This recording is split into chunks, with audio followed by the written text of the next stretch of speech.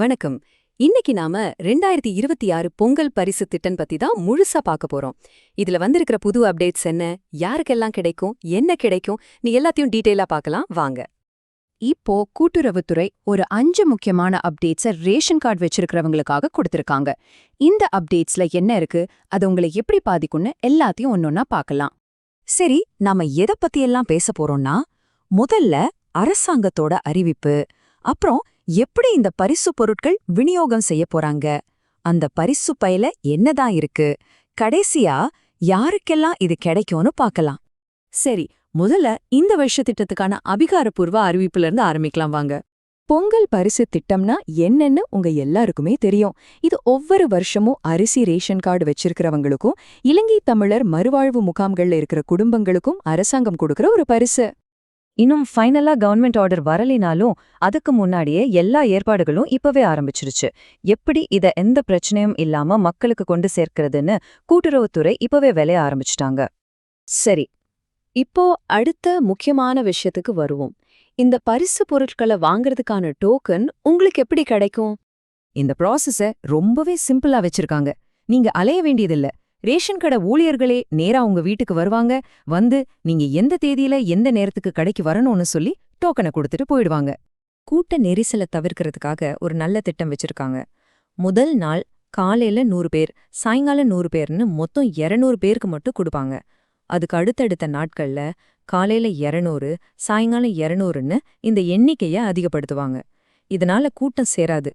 இப்போ இதுல இருக்கிற ஒரு சுவாரஸ்யமான விஷயம் என்னன்னா, இந்த டோக்கன் விநியோகத்துல எந்த குழப்பமும் முறைகேடும் நடக்கக்கூடாதுன்னு ரொம்ப தெளிவான சில ரூல்ஸ் போட்டிருக்காங்க. ரேஷன் கடை ஊழியர்களை தவிர வேற யாரும், முக்கியமா எந்த அரசியல் கட்சியினரும் இதுல தலையிடக்கூடாதுன்னு ரொம்ப ஸ்ட்ரிக்டா சொல்லியிருக்காங்க. சரி, இப்போ எல்லாருமே ஆவலா எதிர்பார்த்துட்டு இருக்கிற கேள்விக்கு வருவோம். இந்த வருஷம் பொங்கல் பரிசு பையில என்னதான் இருக்க போகுது? கவர்மெண்ட் தரப்புல இருந்து உறுதியான தகவல் என்னன்னா, வழக்கம் போல 1 கிலோ பச்சரிசி, 1 கிலோ சக்கரை, ஒரு முழு கரும்பு, அப்புறம் வேட்டி சேலை கண்டிப்பா உண்டு. ஆனா இது கூடவே ஒரு பெரிய சர்ப்ரைஸ் இருக்குமான ஒரு பேச்சு ஓடிட்டு இருக்கு. அதுதான் ரொக்க பரிசு. ஆமாங்க, நிறைய மீடியா ரிப்போர்ட்ஸ் படி அரசாங்கம் இந்த முறை 5000 ரூபாய் ரொக்க பரிசு கொடுக்கறதுக்கு யோசிச்சுட்டு இருக்கிறதா சொல்றாங்க. ஆனா ஞாபகம் வச்சுக்கோங்க, இது இன்னும் அதிகாரப்பூர்வமாக அறிவிக்கப்படல. நம்ம எல்லாரும் வெயிட் பண்ணி தான் பார்க்கணும். இந்த 5000 ரூபாய் விஷயம் ஏன் இவ்ளோ பெருசா பேசப்படுதுன்னு உங்களுக்கு ஒரு கேள்வி வரலாம். அதுக்கு ஒரு காரணம் இருக்கு. முன்னாடி பாத்தீங்கன்னா 2022ல இருந்து 24 வரைக்கும் தொடர்ந்து 3 வருஷம் பரிசு பொருட்களோட 1000 ரூபாய் பணமும் கொடுத்தாங்க. ஆனா போன வருஷம் அந்த ரொக்க பரிசு கொடுக்கல. அதனாலதான் இந்த வருஷம் கொடுப்பாங்களா, கொடுத்தா எவ்வளவு கொடுப்பாங்கன்னு ஒரு பெரிய எதிர்பார்ப்பு கிளம்பியிருக்கு. சரி, இப்ப நம்ம கடைசி ஆனா ரொம்ப முக்கியமான பகுதிக்கு வந்திருக்கோம். யாருக்கெல்லாம் இந்த பொங்கல் பரிசு கிடைக்கும், யாருக்கெல்லாம் கிடைக்காதுன்னு தெளிவா பாத்திரலாம். முதல்ல யாருக்கெல்லாம் கிடைக்கும்னு பார்க்கலாம். உங்ககிட்ட அரிசி வாங்குறதுக்கான ரேஷன் கார்டு, அதாவது PHAAY இல்ல NPH கார்டு இருந்தா நீங்க இந்த பரிசுக்கு தகுதியானவங்க தான். இது கூடவே இலங்கை தமிழர் மறுவாழ்வு முகாம்கள்ல இருக்கிற குடும்பங்களுக்கும் இந்த பரிசு உண்டு. ஆனா சில பேருக்கு இது பொருந்தாது. யார் யாருன்னு பாத்தீங்கன்னா, சர்க்கரை மட்டும் வாங்குற வெள்ளை அட்டை வச்சிருக்கிறவங்க, மத்திய மாநில அரசு ஊழியர்கள், பொதுத்துறை நிறுவனங்கள்ல வேலை செய்யறவங்க, அப்புறம் வருமான வரி கட்டுறவங்க. இவங்களுக்கெல்லாம் இந்த பரிசு தொகுப்பு கிடையாதுன்னு தெளிவா சொல்லியிருக்காங்க.